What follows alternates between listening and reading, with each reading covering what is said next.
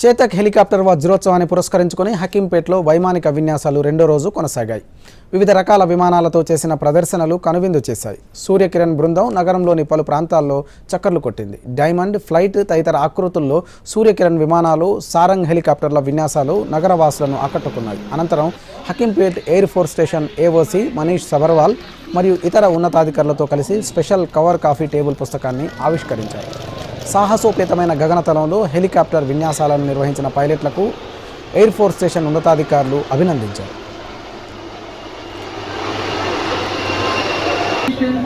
of helicopter training school.